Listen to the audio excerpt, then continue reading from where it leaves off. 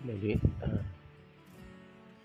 isang magandang araw mga kapatid, mga minamahal, mga kababayan. Muli po ay narito ako upang muli ay magbahagi ng salita ng Diyos. Sapagat ang salita ng Diyos po ay napakahalaga po sa ating buhay. Ano po, mga kababayan. Ito po kasi yung magdadala sa atin sa tunay na kaligtasan. Ito yung maghahatid sa atin sa ikatututo. Ito yung maghahatid sa atin sa katotohanan. Dahil ito nga po ay nararapat nating bulay-bulayin sa araw-araw sa salita.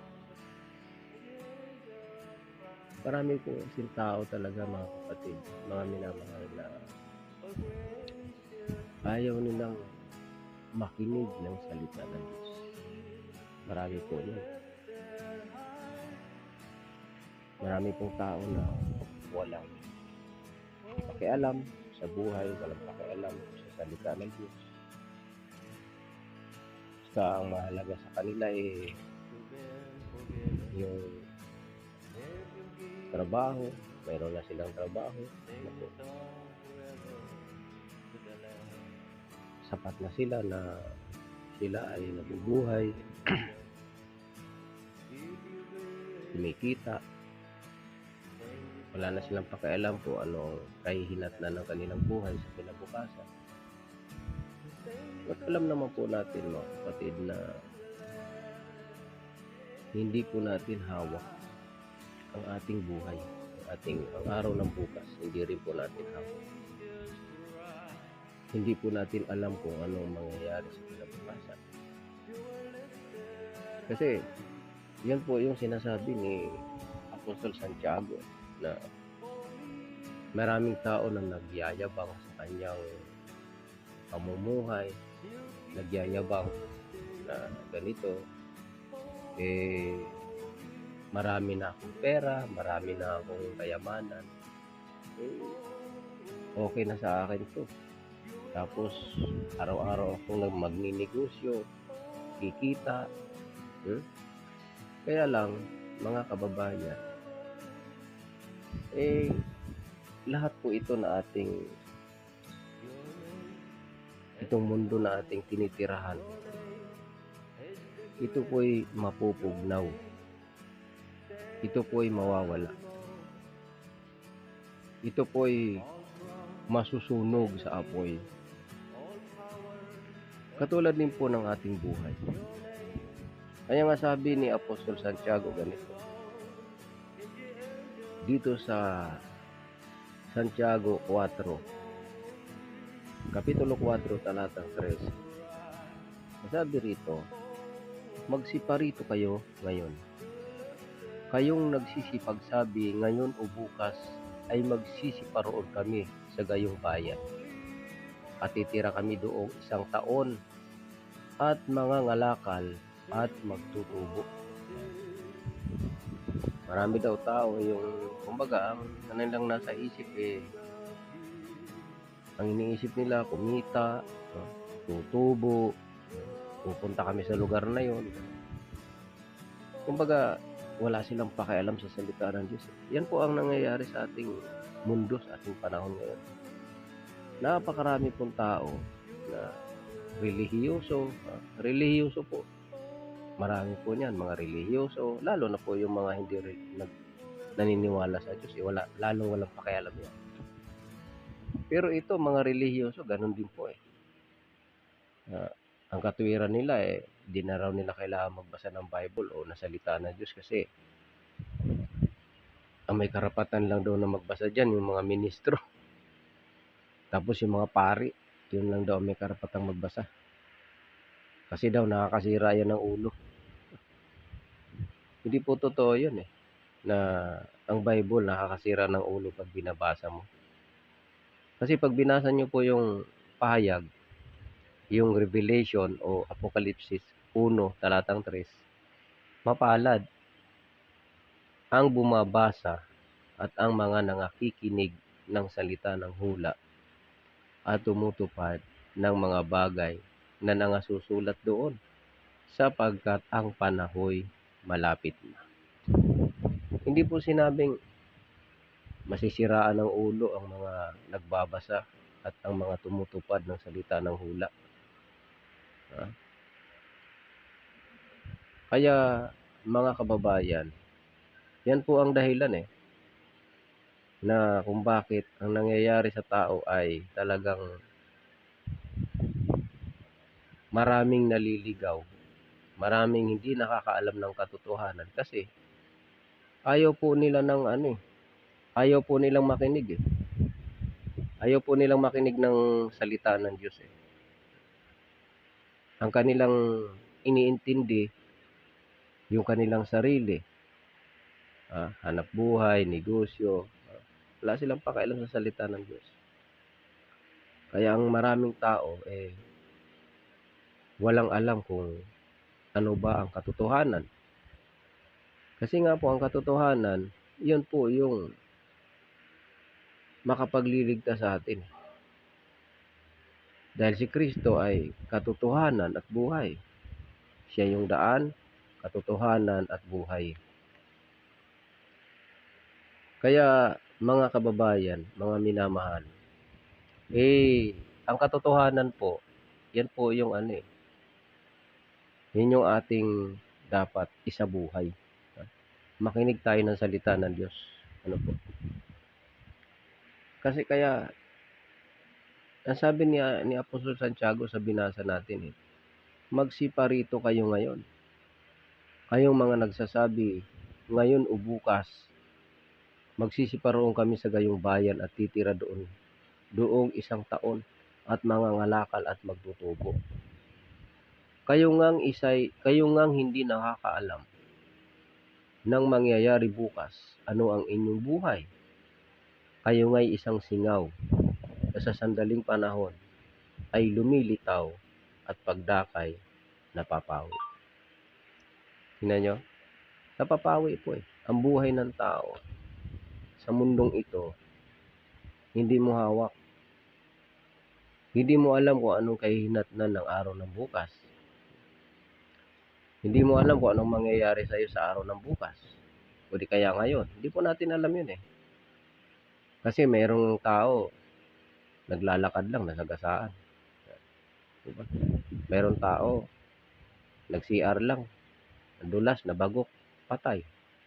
Ganon po ang buhay ng tao Hindi mo alam kung ano ang mangyayari sa iyo sa kinabukasan. Kasi ang sabi, tayo'y isang singaw. Tayo'y isang singaw na lumilitaw at pagdakay napapawi.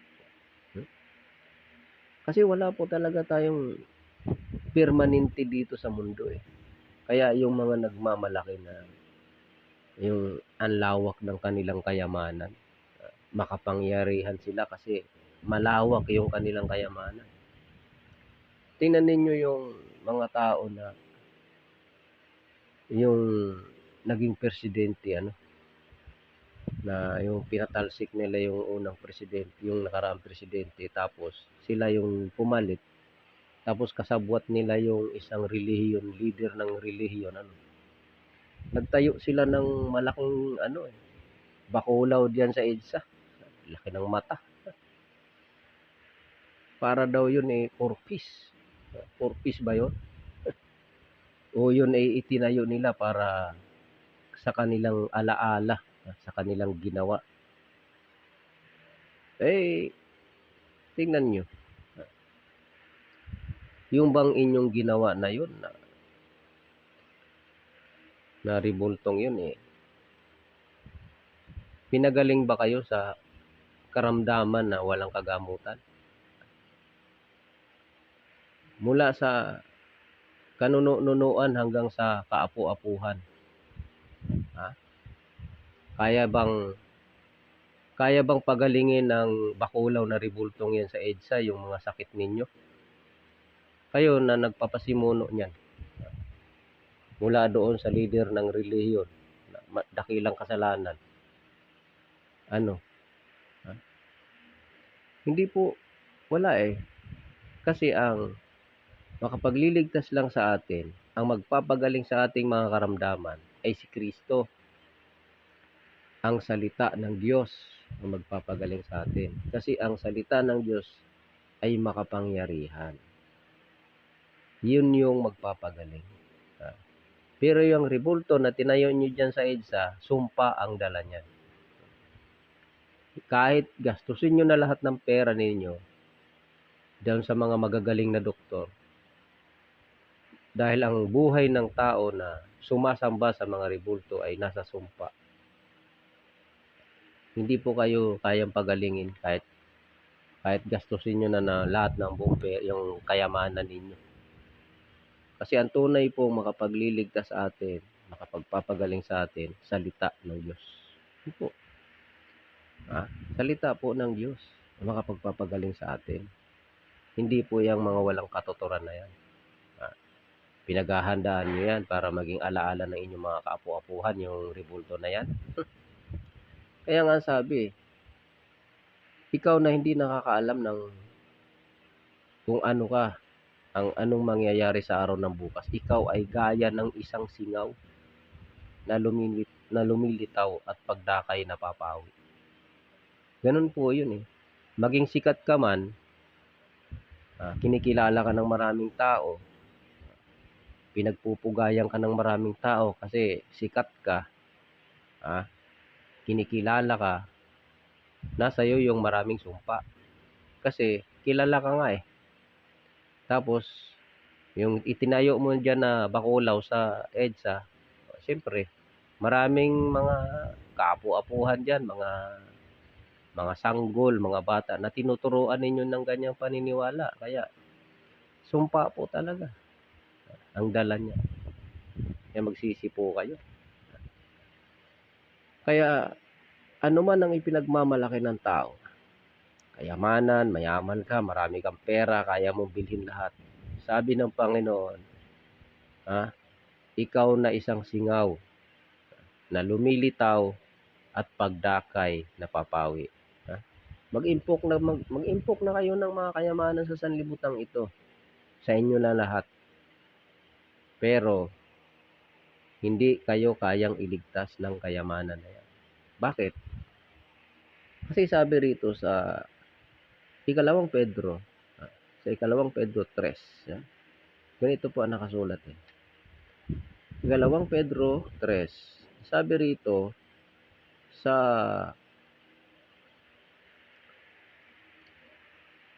Nuebe, hindi mapagpaliban ng Panginoon tungkol sa kanyang pangako, na gaya ng pagpapalibang ipinalalagay ng iba, kundi mapagpahinuhod sa inyo na hindi niya ibig na sinuman ay mapahamak, kundi ang lahat ay magsipagsisi. Yeah. Ang Panginoon, mayroon pong itinakdang araw, kawakasan. Ngayon, huwag mo raw ipalagay na ang Diyos ay hindi niya gagawin yung kanyang pinangako na wawakasan ang sanlibutan ito at ililikunin ni Kristo yung kanyang mga tinubos. Ngayon, hindi raw mapagpaliban ng Panginoon tungkol sa kanyang pangako, na gaya ng pagpapalibang ipinalalagay ng iba, kundi mapagpahinuhod sa inyo na hindi niya ibig na sinuman ay mapahamak, kundi ang lahat ay magsipagsisi. Bakit? Datapwat darating ang araw ng Panginoon na gaya ng magnanakaw. Nang sangkalangitan sa araw na iyan ay mapaparang, nakasabay ng malaking ugong, at ang mga bagay sa langit ay mapupugnaw sa matinding init. At ang lupa at ang mga gawang nasa lupa ay pawang masusunog. Yeah. Tingnan nyo, yamang ang lahat ng mga bagay na ito ay mapupugnaw ng ganito. ano ngang anyo ng mga pagkatao ang nararapat sa inyo sa banal na pamumuhay at pagkamawain. Ayan. Dito ay makikita natin na yung sangkalangitan, yung lupa, at ang lahat ng mga narito ay masusunog. Pawang masusunog at mapupugnaw. Ngayon, halimbawa, ikaw mayaman, sakim ka sa kayamanan. Pinagyayabang mo yung iyong kayamanan kasi ikaw na ang pinakamayaman sa buong mundo. Wala yan. Kasi pagdating ng araw ng paghuhukom, pagdating ni Kristo ay masusunog lahat yan. Mapupugnaw nga yung lupa at yung sangkalangitan na nakikita natin. Mapupugnaw yan sa matinding init. Masusunog. Ngayon, yung kayamanan mo na inimpok mo, saan pupunta yan? Masusunog yan. Mapupugnaw yan. So, walang kabuluhan yan.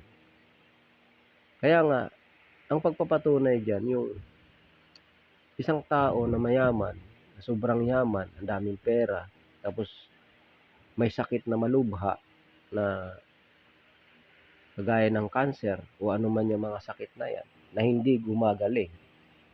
Ubusin mo na lahat ng kayamanan mo, hindi pa rin gumagaling. Bakit? Kasi ang Diyos lang naman ang makapagpapagaling, yung kanyang salita. Kaya kung gusto mo ng tunay na kagalingan, magpakumbaba ka lang sa Diyos. Kasi siya po yung makapangyarihan na makapagpapagaling sa anumang mga karamdaman. Huwag kang magtiwala sa iyong mga kayamanan kasi walang kabuluhan yan. Hindi yan makapagliligtas sa iyo. Hindi ka kayang pagalingin yan. Makapagliligtas sa atin, makapagpapagaling sa ating mga sakit ay ang Diyos, ang kanyang salita. Kaya maraming tao, lalo na itong yung mga tao na umaasa sa kayamanan, hindi po talaga yan makikinig ng salita ng Diyos. Itong mga tao na mahilig humimod sa mga rebulto, na ang kanilang pinapahalagahan yung bakulaw dyan sa Quiapo na negro, tapos yung nakatayo dyan sa EDSA na malaking bakulaw. Hindi nyo nga kayang buhatin yan. Pag binuhat nyo yan, patay kayo dyan. Mabigat yan. Tingnan nyo. Yung Diyos na totoo, ikaw ang bubuhatin. Ikaw ang aalagaan. Kayo naman, ang inaalagaan ninyo yung Diyos na tanso, bato, kahoy. Yun ang inaalagaan nyo. Yung Diyos na walang hininga. Tapos bubuhat-buhatin ninyo, isasayaw-sayaw ninyo. Ngayon, pag dumating ang lindol, dumating ang salot sa buhay ninyo, anong gagawin nyo? Lord, hahanapin nyo ngayon si Lord. Nasaan si Lord? Nasa rebulto mo? Hahanapin mo ngayon si Lord. Lord. Siyempre, yung iba, bubuhatin mo muna yung rebulto mo. Niyuyug-yug na yung bahay mo, madudurog na. Tapos, gusto mo pang iligtas yung Diyos-Diyosan mong si Mama. At saka yung si Santo Niñong si Santo Niñong P. No? Kaya diyan makikita ninyo na nagdadala kayo ng salot sa inyong buhay. Kayo na mga umaasa diyan sa mga rebulto na yan, pag dumating ang sakuna, ang lindol, ang dilubyo sa buhay ninyo, hindi kayo kayang iligtas niyan. Dahil yan ay gawa ng mga tao, gawa ng kamay ng tao, gawa ng isang lasinggero. Tapos, pabibindisyonan mo kay Father, sabay himud-himuran mo na. Wala ka pong kaligtasan dyan. Wala pong kaligtasan.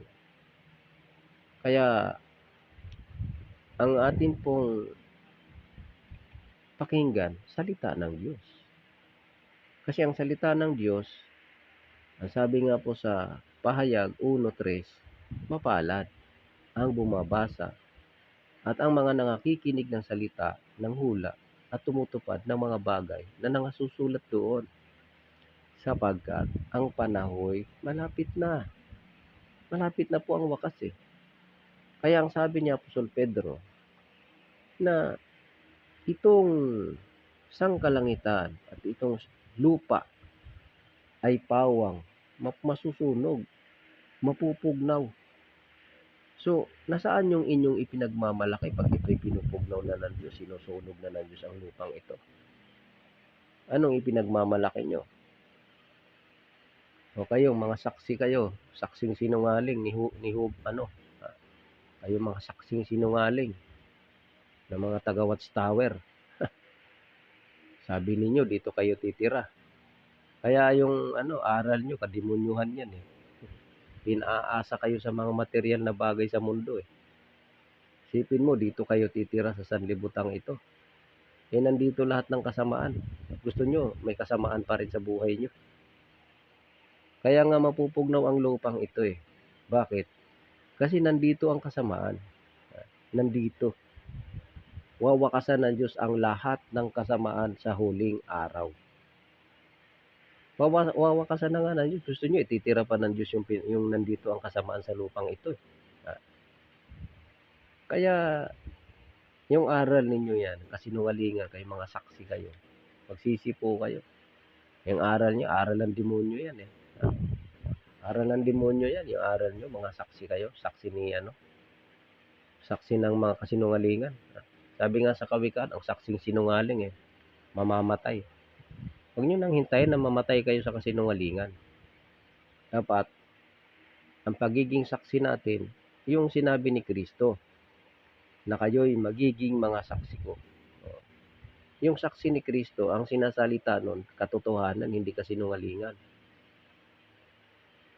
Kagaya dito sa sinabi ni Apostol Pedro na talagang na darating yung araw na yun.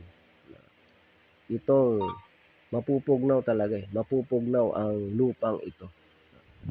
Mapupugnaw. Masusunog. At nakalagay sa Revelation sa pahayag 20 na yung lupa at ang langit, itong lupa na ito na ating kinakalagayan, pagdating ng araw ng paghuhukom, mawawala ang lupang ito. Kaya yung mga uhukuman, wala nang nasumpungan na kalalagyan nila. Wala na. Wala na yung lupa eh. Wala na. Lahat ng mga bagay na nakikita natin, mawawala yan. Kaya nga tayo ay dapat manatili tayo sa katotohanan. Mapupugnaw po talaga ang lupang ito eh.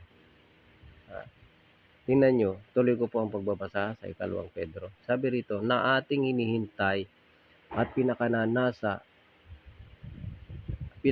ang pagdating ng kaarawan ng Diyos, na dahil dito'y ang sangkalangitan na nagniningas ay mapupugnaw at ang mga bagay sa langit ay matutunaw sa matinding init. Yan na. Ngunit ayon sa kanyang pangako ay naghihintay tayo ng bagong langit at ng bagong lupa na tinatahanan ng katuwiran. Yan. May bagong langit at bagong lupa. Yun yung sinasabi sa pahayag na sa 1:21 talatang 1 na, at nakita ko ang isang bagong langit at isang bagong lupa na bumababang mula sa langit, buhat sa Diyos. Sapagat ang dating lupa at ang dating langit ay wala na. Yung dating lupa wala na eh. Wala na. Bago na. Puntahan nga po natin yun mga kapatid. Yung 21 talatang 1 ng Apokalipsis. Ano po? Sabi rito, at nakita ko ang isang bagong langit at ang isang bagong lupa, sapagat ang unang langit at ang unang lupa ay naparam at ang dagat ay wala na. Kita nyo? So itong kayo, mga saksi talaga kayo, mga sinungaling kayo, magsisi po kayo. Kasi talaga pong ang langit na ito mawawala, ang lupang ito mawawala. Mawawala yan. Kaya tayo po ay sa katotohanan magpatuloy. Sumampalataya tayo sa salita ng Diyos. Sa lahat po, kaya nga po ang lagi ko pang hihikayat, magbasa tayo ng salita ng Diyos, magbulay-bulay tayo ng salita ng Diyos. Kasi ito po yung ating pamantayan kung ligtas ba tayo o hindi. Kasi ang maliligtas, ang sabi ng Panginoon Kristo, na kung kayo'y magsisipanatili sa aking salita, tunay kayong mga alagad ko. Bakit? Kasi nga, sabi niya, kayo'y manatili sa akin, gaya ng sanga na hindi makapagbunga sa kanyang sarili, maliban na nakakabit sa puno.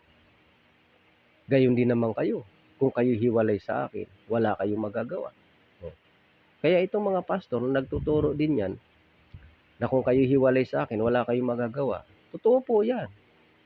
Pero pag kayo ay nagtuturo na ng mga aral na wala sa Biblia, kayong mga pastor kayo, ang itinuturo ninyo ay pagpapastora, rapture, wala sa Biblia yung mga aral na yan. Maliligtas kayo? Kayong mga nag-oordina ng pagpapastora sa inyong mga churches, sa palagay nyo, ligtas kayo? Sa palagay nyo, nakakabit pa rin kayo kay Kristo? Kasi ang sabi ni Kristo, kayo'y manatili sa akin, gaya ng sanga na hindi makapagbunga sa kanyang sarili, maliban na nakakabit sa puno. Sapagkat kung kayo'y hiwalay sa akin, wala kayong magagawa. O, diba, paborito niyong talata yan, mga kaibigan, mga pastor. Pero kung ang aral ninyo'y salungat sa aral ni Kristo, paano kayo nagiging kay Kristo? Paano kayo nananatili kay Kristo? Ang aral nyo kasi nungalingan, hindi ayon kay Kristo. Naririnig ko palagi, lalo na itong JIL na ito. Babae yung naririnig ko palagi na nagtuturo sa kanila. Naririnig ko, babae. Kung pumunta ako sa kabilang bayan, narinig ko ang nagpipreach, babae. Nung pumunta naman ako sa kabilang bayan, ganun din. Babae rin na nagpipreach doon. Isipin nyo yun. Paano nyo napapatunayang ligtas kayo? Kaya dyan makikita na kayo, mahilig lang kayong mag-angkin na kayo ay nakakabit kay Kristo. Sasabihin ninyo, kung kayo hiwalay sa akin, wala kayong magagawa, sabi ni Jesus Christ. Tama po yan.